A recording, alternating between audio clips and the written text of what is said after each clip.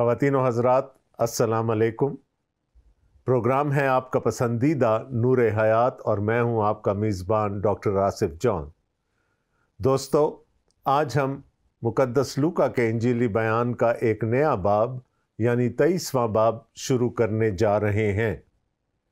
خداوند یسوع مسیح اب اس مقام کے بہت قریب آ گئے ہیں جہاں پر ان کو مصلوب کیا جانا ہے۔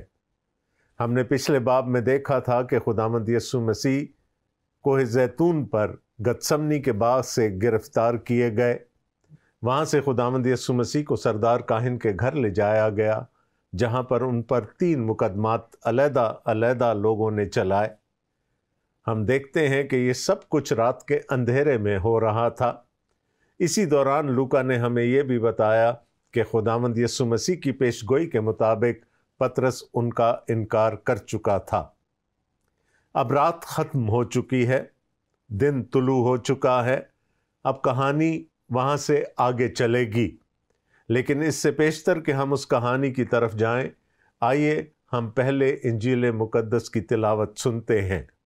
مقدس لوکا کا انجیلی بیان، اس کا 23واں باب اور اس کی پہلی آیت سے۔ انجیل جلیل میں لکھا ہے، پھر ان کی ساری جماعت اٹھ کر اسے پیلاطس کے پاس لے گئی اور انہوں نے اس پر الزام لگانا شروع کیا کہ اسے ہم نے اپنی قوم کو بہکاتے اور کیسر کو خراج سے منع کرتے اور اپنے آپ کو مسیح بادشاہ کہتے پایا۔ پیلاطس نے اسے پوچھا، کیا تو یہودیوں کا بادشاہ ہے؟ اس نے اس کے جواب میں کہا، تو خود کہتا ہے۔ پیلاطس نے سردار کاہنوں اور عام لوگوں سے کہا، میں اس شخص میں کچھ قصور نہیں پاتا۔ مگر وہ اور بھی زور دے کر کہنے لگے کہ یہ تمام یہودیہ میں بلکہ گلیل سے لے کر یہاں تک لوگوں کو سکھا سکھا کر ابھارتا ہے۔ یہ سن کر پیلاطس نے پوچھا، کیا یہ آدمی گلیلی ہے؟ اور یہ معلوم کر کے کہ ہیرودیس کی عملداری کا ہے، اسے ہیرودیس کے پاس بھیجا، کیونکہ وہ بھی ان دنوں یروشلم میں تھا۔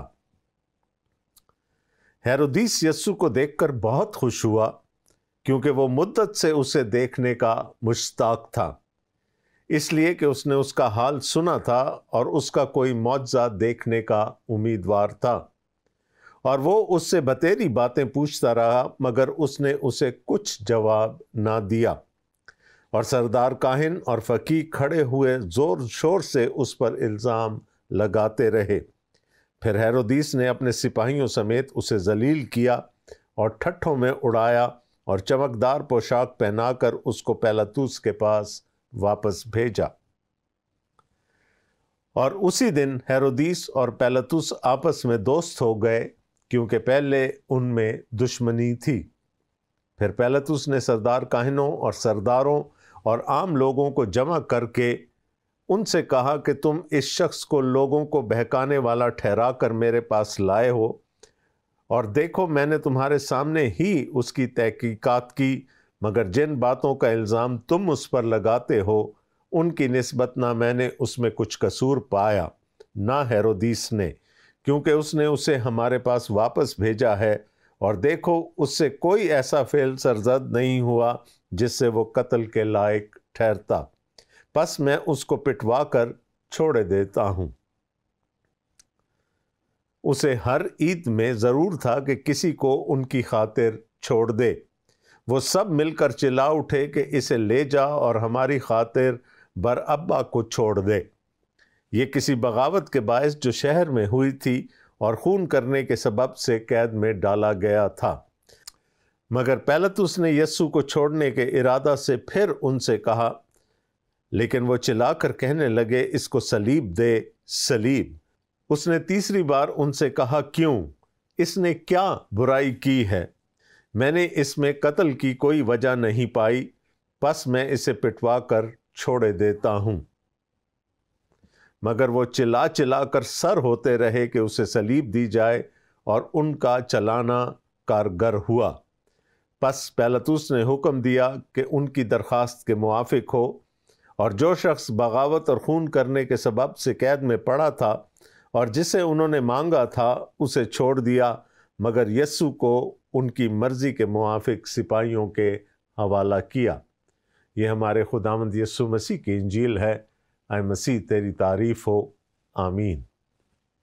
دوستو، جیسا کہ میں نے پہلے کہا کہ اب دن چڑھ چکا ہے۔ رات کے پچھلے پہروں میں خداوند یسوع مسیح پر یہودیوں کی عدالت میں مقدمات چلائے جاتے رہے، اور اگر آپ کو یاد ہو تو وہاں ان پر ایک یہ الزام لگایا گیا تھا کہ یہ اپنے آپ کو خدا کے برابر سمجھتا ہے، یعنی یہ کفر کا مرتکب ہے، اس لیے ضرور ہے کہ اس کو موت کے گھاٹ اتارا جائے۔ لیکن دوستو، آپ کو یہ بھی معلوم ہے کہ یہودی شریعت کے مطابق ایسے شخص کو سنگسار کیا جانا تھا۔ اب یہودی اور ان کے رہنما چاہے جتنا بھی اختیار رکھتے ہوں، کیپٹل پنشمنٹ دینے کا اختیار ان کے پاس نہیں تھا۔ ہم جانتے ہیں کہ وہ ملک اس وقت روم کے تسلط میں تھا، اور کسی کو سزائے موت دینا یا کسی قسم کی اور کیپٹل پنشمنٹ دینا صرف اور صرف رومی حکومت کا اختیار تھا۔ اب ان کی مجبوری تھی کہ خداوند یسوع مسیح کو رومی عدالت میں لے کر جایا جائے، اور اس وقت کا جو گورنر تھا وہاں، جس کو پائلٹ کہا جاتا تھا، یعنی پینتوس پیلاطوس، اس کو اس کے دربار میں لے جایا گیا۔ لیکن یہاں چند اچنبھے کی باتیں ہوں گی جو آہستہ آہستہ ہمارے سامنے آتی رہیں گی۔ پھر ان کی ساری جماعت اٹھ کر اسے پیلاطس کے پاس لے گئی۔ پیلاطس کا جو محل تھا یا جو اس کے ریزیڈینشل کوارٹرز تھے، ان کو پریٹوریم کہا جاتا تھا، اور وہ وہیں دربار لگایا کرتا تھا۔ اب جب وہ وہاں پہنچے تو اب الزام تو لگانا ہے۔ ان کا مقصد تو یہ تھا کہ خداوند یسوع مسیح کو کسی بھی طور سے موت کی سزا دلوائی جائے۔ تو انہوں نے اس پر الزام لگانا شروع کیا کہ اسے ہم نے اپنی قوم کو بہکاتے اور قیصر کو خراج دینے سے منع کرتے اور اپنے آپ کو مسیح بادشاہ کہتے پایا۔ ایک مذہبی الزام جو رات کے پہروں میں لگایا گیا تھا، اب جب وہ رومی دربار میں پہنچا تو وہ ایک سیاسی الزام بن گیا۔ اب الزام ہیں کیا؟ اپنی قوم کو بہکانے کا، یعنی ان کو بغاوت پر اکسانے کا الزام خداوند یسوع مسیح پر لگایا گیا، اور آپ کو معلوم ہے کہ بغاوت کی سزا موت ہوتی ہے۔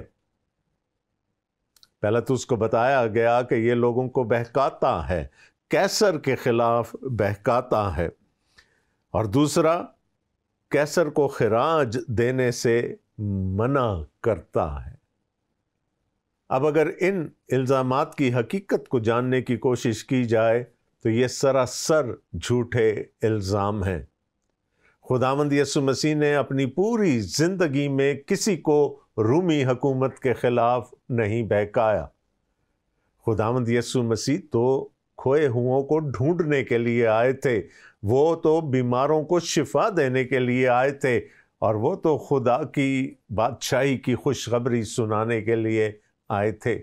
ان کا اس دنیا کی بادشاہت کو حاصل کرنے کا کسی قسم کا کوئی منصوبہ نہیں تھا، اور پھر وہ اپنے منہ سے کہہ چکے تھے، جو قیصر کا ہے وہ قیصر کو، اور جو خدا کا ہے وہ خدا کو دو۔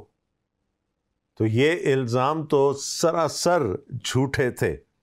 ہاں، جو تیسرا الزام انہوں نے لگایا خداوند یسوع مسیح پر، وہ کسی حد تک سچ ضرور تھا کہ یہ اپنے آپ کو مسیح بادشاہ کہتا ہے۔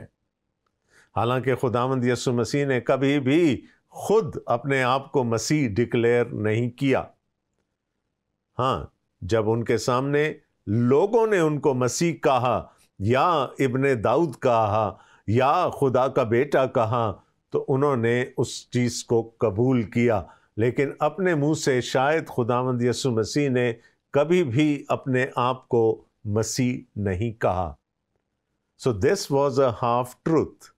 پہلے 2 الزام تو سراسر غلط تھے، لیکن تیسرے میں کچھ نہ کچھ سچائی ضرور موجود تھی، کیونکہ خداوند یسوع اس بات کا انکار نہیں کر سکتے تھے کہ وہ مسیح ہیں۔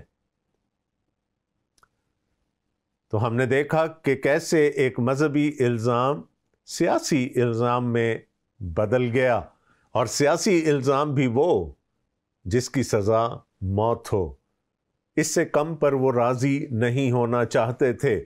جیسا کہ میں نے پہلے کہا، اگر ان کے بس میں ہوتا تو وہ اب تک خداوند یسوع مسیح کو سنگسار کر چکے ہوتے۔ اب جب الزام لگا دیے گئے تو اب تفتیش کا موقع آیا۔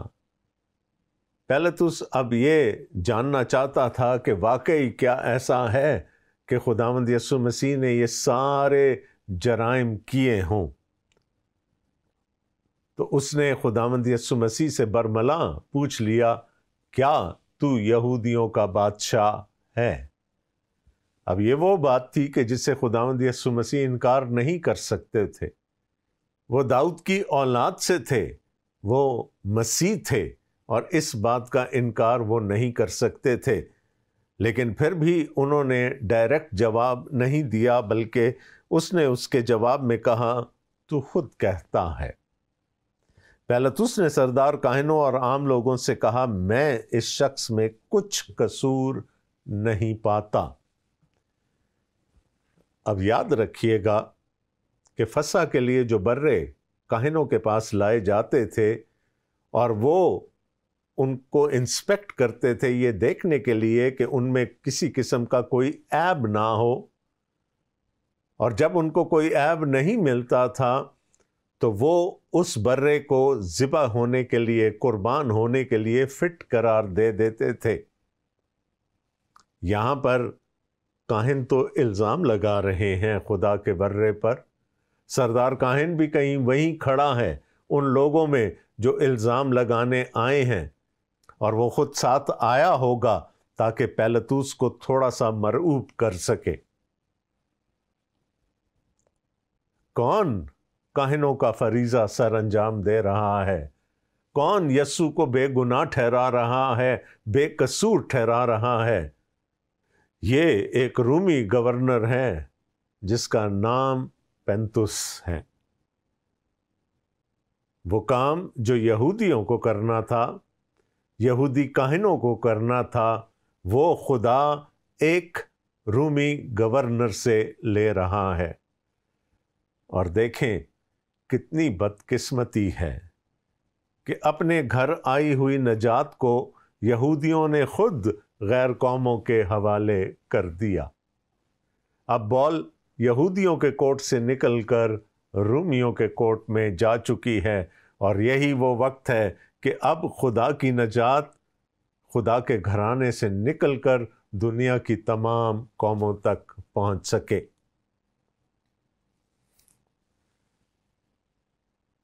اب اس مقدمے میں ایک اور نیا ٹوسٹ آئے گا۔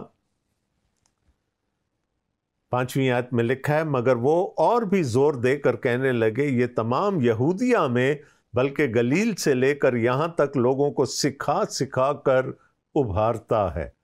یعنی الزام وہی ہے، اکسانے کا، بغاوت پر اکسانے کا، کہ یہ باغی ہے، اس لیے موت کی سزا کا حقدار ہے۔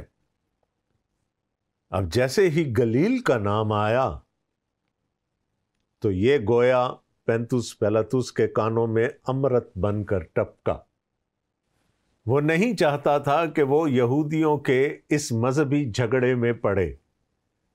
اتنا تو وہ بھانپ گیا تھا کہ جو الزام خداوند یسوع مسیح پر لگائے جا رہے ہیں وہ درست نہیں ہیں، بات کچھ اور ہے، بات مذہبی ہے جس کو سیاسی رنگ دینے کی کوشش کی جا رہی ہے۔ ہمارے ہاں آج کل اس کے الٹ ہوتا ہے۔ یہاں پر سیاسی مسائل کو مذہبی رنگ دینے کی کوشش کی جاتی ہے تاکہ یا تو لوگوں کو مرعوب کیا جا سکے یا کسی کے خلاف بھڑکایا جا سکے۔ جیسے ہی اس نے گلیل کا لفظ سنا اس کے کان کھڑے ہو گئے، اسے یہ محسوس ہوا کہ اب وہ اپنے آپ کو اس جھگڑے میں سے باہر نکال سکتا ہے۔ یہ سن کر پیلاطس نے پوچھا، کیا یہ آدمی گلیلی ہے؟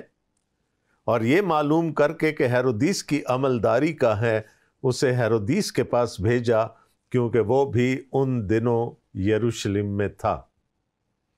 ایک اچھا موقع مل گیا پیلاطس کو کہ وہ اس جھگڑے سے بری الذمہ ہو جائے۔ جب اس کو پتہ چلا کہ یسوع گلیل کا رہنے والا ہے اور وہاں کا حاکم ہیرودیس انتپاس ہے، جو ان دنوں شاید عید کی وجہ سے یروشلم آیا ہوا ہے، تو اس نے یہ حکم صادر کیا کہ اس کو ہیرودیس کے دربار میں لے جایا جائے۔ وہ اپنی جان چھڑانا چاہتا تھا اس پورے معاملے سے۔ تو یہ وہ پہلا مقدمہ تھا جو ایک غیر یہودی عدالت میں خداوند یسوع مسیح پر چلا، اور اب اس کا دوسرا حصہ ہمیں ہیرودیس کی عدالت میں نظر آئے گا۔ 8ویں آیت میں لوکا ہمیں بتاتے ہیں، ہیرودیس یسوع کو دیکھ کر بہت خوش ہوا، کیونکہ وہ مدت سے اسے دیکھنے کا مشتاق تھا، اس لیے کہ اس نے اس کا حال سنا تھا اور اس کا کوئی معجزہ دیکھنے کا امیدوار تھا۔ اب خبریں تو حاکموں کے پاس پہنچتی رہتی ہیں کہ ان کی عملداری میں کیا کیا ہو رہا ہے، اور یسوع کی خدمت کا ایک بڑا حصہ چونکہ گلیل کے علاقے میں تھا، اس لیے ہیرودیس انتپاس کو یہ معلوم ہوگا کہ وہ کیا کرتا رہا ہے، اور لکھا ہے کہ وہ مشتاق تھا خداوند یسوع مسیح کو ملنے کا، لیکن اس لیے نہیں کہ ابدی زندگی حاصل کرے، بلکہ اس لیے کہ کوئی تماشا دیکھ سکے۔ اس کے ذہن میں ایک اور خوف بھی تھا، اور وہ یہ تھا کہ چونکہ وہ یوحنا استباغی کو قتل کروا چکا تھا، اور کچھ لوگوں نے یہ افواہ اڑا دی تھی کہ خداوند یسوع مسیح کی صورت میں یوحنا دوسرا جنم لے کر آیا ہے، تو شاید وہ اس بات کو بھی کنفرم کرنا چاہتا ہوگا۔ وہ اس سے بتیری باتیں پوچھتا رہا، مگر اس نے اسے کچھ جواب نہ دیا۔ خداوند یسوع مسیح کو معلوم تھا کہ جواب دینا نہ دینا برابر ہیں، اور ویسے بھی شاید تکان اب اتنی زیادہ ہو چکی ہوگی کہ ان کے لیے بولنا بھی مشکل ہوگا۔ بہت ساری باتیں پوچھی گئی ہوں گی، شاید کسی معجزے کی فرمائش بھی ہوئی ہو، لیکن خداوند یسوع مسیح نے لکھا ہے کہ کچھ جواب نہ دیا، اور سردار کاہن اور فقیہ کھڑے ہوئے زور شور سے اس پر الزام لگاتے رہے۔ یاد رہے کہ اب سیاسی الزام ہے خداوند یسوع مسیح پر۔ پھر ہیرودیس نے اپنے سپاہیوں سمیت اسے ذلیل کیا اور ٹھٹھوں میں اڑایا، اور چمکدار پوشاک پہنا کر اس کو پیلاطس کے پاس واپس بھیجا۔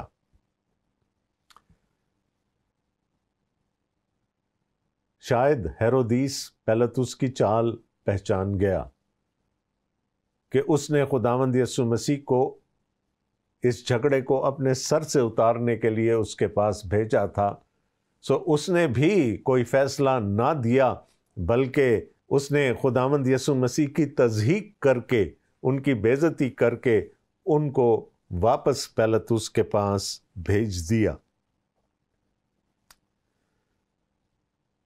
اور کتنی بڑی بات لوکا ہمیں بتانے جا رہے ہیں، اور اسی دن ہیرودیس اور پیلاطس آپس میں دوست ہو گئے، کیونکہ پہلے ان میں دشمنی تھی۔ ان کی آپس کی دشمنی کی کوئی بھی وجہ رہی ہوگی، لیکن ان کو واپس ملانے کا سبب، ان کے درمیان صلح کا سبب خداوند یسوع مسیح کی ذات ٹھہری۔ اب جانے کیا وجہ تھی کہ وہ دونوں آپس میں دوست ہو گئے، لیکن یہ بات یہاں پر مقدس لوکا ہمارے سامنے رکھتے ہیں۔ پیلاطس نے تو سمجھا تھا کہ بلا میرے سر سے ٹل گئی، لیکن اب خداوند یسوع مسیح دوبارہ اس کے دربار میں کھڑے ہیں۔ پھر پیلاطس نے سردار کاہنوں اور سرداروں اور عام لوگوں کو جمع کر کے ان سے کہا کہ تم اس شخص کو لوگوں کا بہکانے والا ٹھہرا کر میرے پاس لائے ہو، اور دیکھو میں نے تمہارے سامنے ہی اس کی تحقیقات کی، مگر جن باتوں کا الزام تم اس پر لگاتے ہو ان کی نسبت نہ میں نے اس میں کچھ قصور پایا نہ ہیرودیس نے، کیونکہ اس نے اسے ہمارے پاس واپس بھیجا ہے، اور دیکھو اس سے کوئی ایسا فعل سرزد نہیں ہوا جسے وہ قتل کے لائق ٹھہرتا۔ دوسری دفعہ پیلاطس اس بات کا اقرار کر رہا ہے کہ اس نے خداوند یسوع مسیح میں کوئی گناہ، کوئی قصور نہیں پایا۔ دوسرے الفاظ میں وہ یہ کہہ رہا ہے کہ یہ خدا کا برہ ہے جو اس دنیا کا گناہ اٹھا لے جانے کے لیے فٹ ہے۔ اس میں کسی قسم کا کوئی عیب، اس میں کسی قسم کا کوئی قصور، اس میں کسی قسم کا کوئی گناہ نہیں ہے، اور وہ سمجھانے کی کوشش کر رہا ہے، بجائے اس کے کہ وہ بیٹھ کر دلائل سنتا۔ وہ تو خود یسوع مسیح کا وکیل بن گیا، وہ خداوند یسوع مسیح کو چھڑوانے کی کوشش کر رہا ہے، اور لوگوں کو تسلی دے کر اس نے کہا چلو میں اس کو پٹوا کر چھوڑ دیتا ہوں، کوڑے لگوا دیتا ہوں، اس کی تنبیہ ہو جائے گی، اگر واقعی اس نے کچھ ایسا کام کیا ہے تو یہ آئندہ وہ کام نہیں کرے گا۔ اب یہاں پر ہمیں اس کی کمزوری نظر آتی ہے کہ اگر اس نے یسوع میں کوئی قصور نہیں پایا تھا اور وہ چاہتا تھا کہ اس کو بری کر دے، تو پھر پٹوانے کا یا کوڑے لگوانے کا کیا مقصد ہو سکتا ہے؟ اب پیلاطس کے ہاتھ میں ایک ہی پتا باقی رہ گیا ہے، اور وہ چاہتا تھا کہ وہ اس کو استعمال کر لے۔ لوکا ہمیں 17ویں آیت میں بتاتے ہیں اسے ہر عید میں ضرور تھا کہ کسی کو ان کی خاطر چھوڑ دے۔ یہ دستور تھا کہ عید کے موقع پر کسی ایک ایسے قیدی کو جس پر موت کی سزا ہو چکی ہو چھوڑ دیا جائے۔ وہ سب مل کر چلا اٹھے کہ اسے لے جا اور ہماری خاطر برابا کو چھوڑ دے۔ پیلاطس اپنے دل میں یہ چاہتا تھا کہ وہ کسی نہ کسی طور سے خداوند یسوع مسیح کو بری کر دے، چھوڑ دے۔ اور وہاں ایک اور قیدی موجود تھا جس کا نام یہاں پر ہمیں برابا بتایا جا رہا ہے۔ وہ پہلے سے ہی وہاں موجود تھا اور عین ممکن تھا کہ اسے چھوڑ دیا جائے، لیکن پیلاطس نے کہا کہ وہ شاید ٹریڈ کر لے، وہ خداوند یسوع مسیح کو چھوڑ دے اور برابا کو موت کی سزا سنا دے۔ لیکن لوگوں نے کہا کہ نہیں، برابا کو چھوڑ دے اور خداوند یسوع مسیح کو سزا دے۔ اب برابا کے بارے میں ہمیں لوکا بتاتے ہیں یہ کسی بغاوت کے باعث جو شہر میں ہوئی تھی اور خون کرنے کے سبب سے قید میں ڈالا گیا تھا۔ برابا ایک مستند مجرم تھا، وہ ایک سزا یافتہ مجرم تھا، اس پر گناہ ثابت ہو چکا تھا، لیکن خداوند یسوع مسیح خود پیلاطس کی نظروں میں بے قصور تھے۔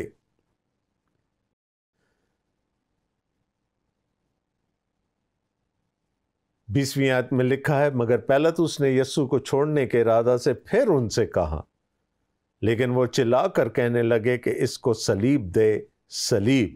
اس نے تیسری بار ان سے کہا اس نے کیا برائی کی ہے؟ میں نے اس میں قتل کی کوئی وجہ نہیں پائی، پس میں اسے پٹوا کر چھوڑے دیتا ہوں۔ اب یاد رہے کہ 3 دفعہ پیلاطس پوچھ رہا ہے لوگوں سے کہ کیا وہ برابا کو چھوڑے یا خداوند یسوع مسیح کو، اور تینوں دفعہ لوگوں نے چلا چلا کر کہا کہ خداوند یسوع مسیح کو مصلوب کیا جائے اور برابا کو چھوڑ دیا جائے، اور تیسری ہی دفعہ پیلاطس نے خداوند یسوع مسیح کو بے قصور ٹھہرایا۔ اور جب کوئی بات 3 دفعہ کہہ دی جاتی ہے تو وہ برحق سمجھی جاتی ہے۔ ایک دفعہ پہلی پیشی میں پیلاطس نے کہا کہ خداوند یسوع مسیح بے قصور ہیں، پھر جب دوبارہ خداوند یسوع مسیح اس کے دربار میں لائے گئے تو اس نے کہا نہ میں نے کوئی قصور پایا نہ ہیرودیس نے اس شخص میں، یہ بے قصور ہے۔ اور اب تیسری دفعہ اس ہجوم کے پریشر کے قطع نظر وہ پھر یہ کہہ رہا ہے کہ یہ شخص بے قصور ہے۔ یاد رہے یہ کام کاہنوں کے کرنے کا تھا جو ایک رومی گورنر کر رہا ہے۔ اب ہوا کیا؟ مگر وہ چلا چلا کر سر ہوتے رہے کہ اسے صلیب دی جائے، اور ان کا چلانا کارگر ہوا۔ پیلاطس کو شاید یہ شک ہو گیا تھا کہ کہیں بغاوت نہ ہو جائے۔ اس سے پہلے بھی یہودیوں کی شکایت کی وجہ سے 2 بار اس کی پیشی قیصر کے دربار میں ہو چکی تھی، جہاں پر اس کی سرزنش ہوئی۔ پس پیلاطس نے حکم دیا کہ ان کی درخواست کے موافق ہو۔ ایک کمزور حاکم ہمیں یہاں پر نظر آتا ہے، پیلاطس، جو لوگوں کے پریشر میں آ گیا، اور جو شخص بغاوت اور خون کرنے کے سبب سے قید میں پڑا تھا اور جسے انہوں نے مانگا تھا اسے چھوڑ دیا، مگر یسوع کو ان کی مرضی کے موافق سپاہیوں کے حوالہ کیا۔ اب یہاں پر ایک چوائس تھی۔ پیلاطس نے ایک چوائس دی لوگوں کو۔ 2 اشخاص کھڑے ہیں وہاں پر، ایک طرف خداوند یسوع مسیح ہیں جو بے گناہ ہیں، اور دوسری طرف ایک سزا یافتہ ملزم برابا ہے۔ لوگوں کو چوائس دی گئی کہ اس میں سے میں کس کو تمہاری خاطر چھوڑوں۔ لوگوں نے برابا کو چن لیا۔ تاریخ ہمیں یہ بتاتی ہے کہ برابا کا اصل نام یسوع برابا تھا، اور برابا کے مطلب ہیں بار، عبرانی میں کہتے ہیں بیٹے کو، اور ابا باپ کو۔ یسوع جو اپنے باپ کا بیٹا ہے، یہ ہے برابا کا مطلب۔ اور دوسری طرف یسوع ہے جو اپنے باپ کا بیٹا ہے، جو خدا کا بیٹا ہے۔ یہ دنیا ہمیں بھی یہی چوائس دیتی ہے، یا تو یسوع کو چن لو یا یسوع جیسا کوئی اور چن لو، اور اکثر لوگ غلط فیصلہ کر جاتے ہیں۔ اور ایسا ہی ایک غلط فیصلہ اس دن اس بھیڑ نے کیا جب انہوں نے خدا کے بیٹے یسوع کو چھوڑ کر اپنے باپ کے بیٹے یسوع کو چن لیا کہ وہ چھوڑ دیا جائے۔ ابھی اور بہت ساری باتیں باقی ہیں۔ خداوند نے زندگی دی تو اگلے پروگرام میں ہم اس سے آگے کی کہانی کو دیکھیں گے۔ خدا نے چاہا تو پھر ملاقات ہوگی۔ تب تک کے لیے خدا حافظ۔